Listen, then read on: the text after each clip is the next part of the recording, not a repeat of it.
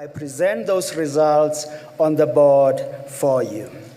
The final results of the controversial 2024 South African general election being announced by the Independent Electoral Commission's chairperson, Mosotho Mopia.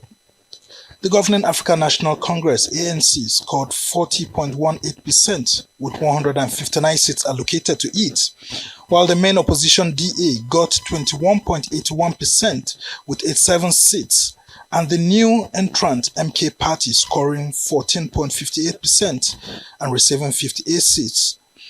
The EFF scored 9.52% and obtained 39 seats.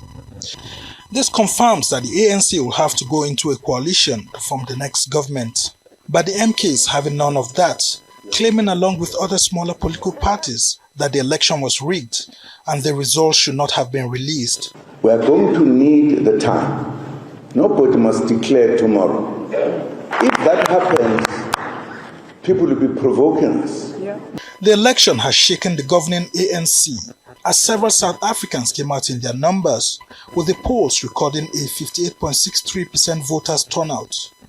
One Johannesburg-based women group, which monitored the election across the country, explains the polls, which had more women voters but lesser women candidates. So we need to do much more in terms of women's political participation. I indicated we have 50% women in cabinet and 46% in our parliament, but that is because of the policy of the ANC.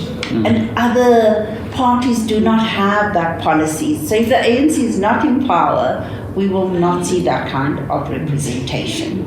Some observer missions like Yaga Africa, which led a delegation from Nigeria, Egypt, Liberia and others to monitor the polls, explain the outcome. The election has gone relatively well. From all the international observer mission, there is consensus that the people of South Africa need to be commended for their resilience, for their dedication and also their commitment towards electoral democracy. As you know, this election coincides with 30 years of democracy, but the resilience that they demonstrated in the face of logistical challenges is one that is what deserves commendation. Other observer missions like that of the AU, led by former Kenyan President Uhuru Kenyatta, and the Electoral Institute for Sustainable Democracy in Africa, ISA, led by former Nigerian President Goodluck Jonathan, say 9% of voting stations failed to open on time on election day and that the presiding officers were not properly trained. They all agree that the failure of the Voters Management Device, or VDM, the poor publicity on the amendment of where voters can vote, and the introduction of independent candidates all affected the polls, but that the issues were not enough to mar the entire election. People should be willing to accept results of the election, except they are very sure the results are manipulated. Not because you lost elections, so you said the results were a wrong one. Because how do you know people love you? There are cases where people leave their homes and go and vote, and even their wives don't vote for them. If no one party gathered enough votes to form a government, that means that there will be coalitions. To me, coalitions are good ways of running a country.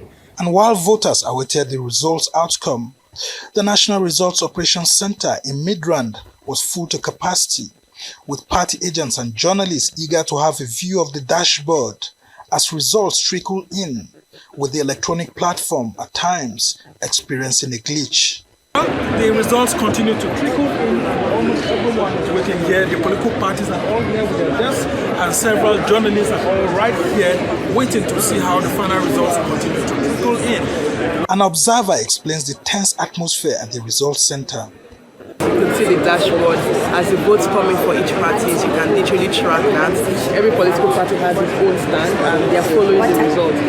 I think it's really a good exercise so far, and hopefully Nigeria can also emulate this. The new kid on the block, MK Party, and its agents are also at the results center, basking in the euphoria of being triumphant, despite its opposition to the results released so far.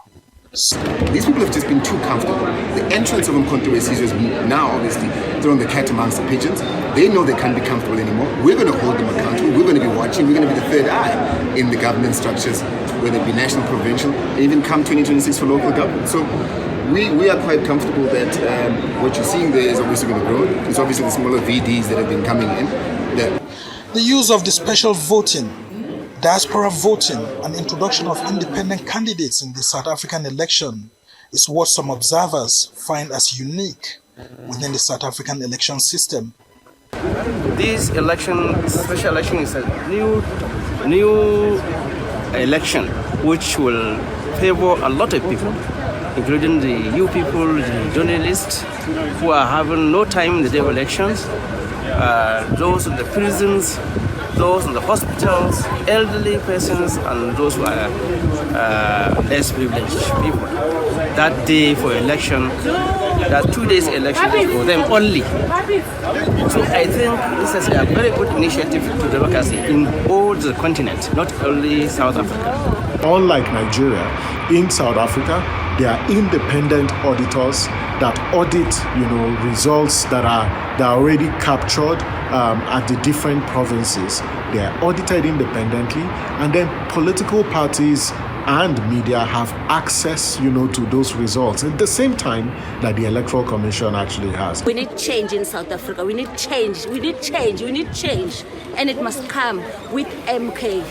As political parties work to build a coalition to form the next government in South Africa, the ANC, which has been in power since 1994, says its leader and the country's current president, Cyril Ramaphosa, would not step down, and that the issue is non-negotiable during coalition talks. Somna Sambo, Arise News, Johannesburg.